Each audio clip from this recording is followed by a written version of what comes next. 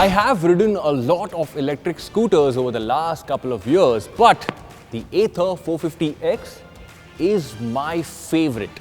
From the first time I rode it to 2023, no software or hardware issues, no malfunctions, no technical glitches, nothing at all. So how do you take a product that is already good and make it better, more importantly, relevant for today's day and age? In the world of technology, they call it updates. In this video on PowerDrift, I'll tell you what the new Gen 3 Ather 450X is updated with and a whole lot more. Let's get going. New UI, new seat, clever accessories and some cool features. The Gen 3 is now looking solid.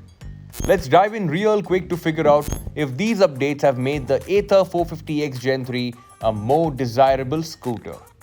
One of the big updates that has happened to this new Gen 3 Ather is the addition of live traffic to Google Maps. Now the great thing is you can switch on live traffic and see and plan your route to work. But on the flip side, it does not show live traffic on navigation. So you put in a destination, start navigation, and when you actually hit start, the navigation route will still show blue, just as it did in its previous generations. So live traffic is not running when navigation is on. It's just running in an offline mode, if I can call it that. And that is a big problem because the new UI, Ather wanted that experience to be very close to how your phone is.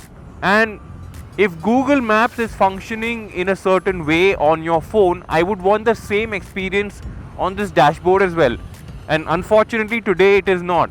It's weird and surprising at the same time.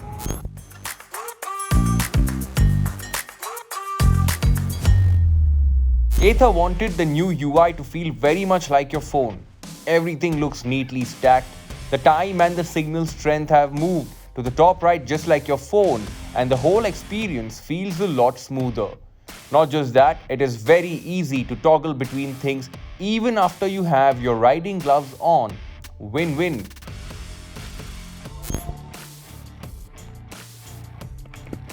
अरे camera तो सीधा करो. Yes, what you see is the hill hold, or what Ather likes to call it, auto hold. That's in action right now. Now, unlike this system that you see on, say, high-end motorcycles or cars where you have to long press the brake lever or the pedal to activate it, this one's sort of automatic. It detects a gradient or an incline and decides to activate auto hold. So how do you actually disengage it? By pressing the brake lever. And once the system sort of knows you're still on an incline, it will activate auto hold again. I think it's a very clever feature, very smartly integrated, just like the way Ather would do it, and I really like it.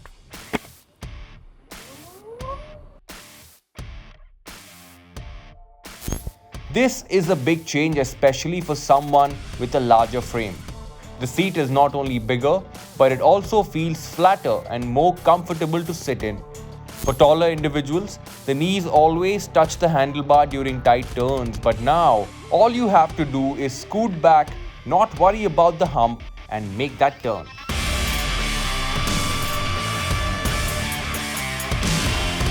Summarizing everything, especially when you talk about pricing.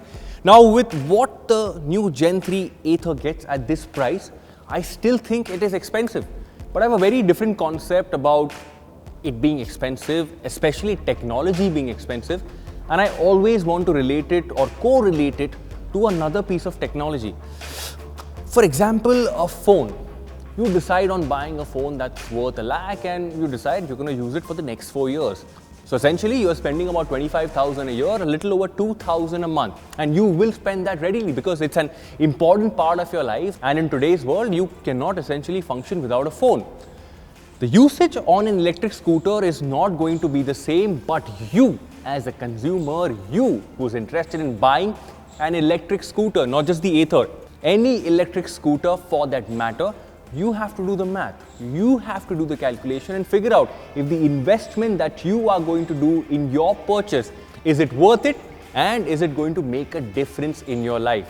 Well, some part of the issues, for example, the battery pack, Ather solving it by warranty, but I still feel the Gen 3 needs a little bit more work. I still don't like how far the side stand leans out. The front brake still has the bite of a rear, the rear has the bite of a front, but over so many generations, they've managed to solve so many of my personal issues. For example, the mirrors, and now with this generation, the seat as well.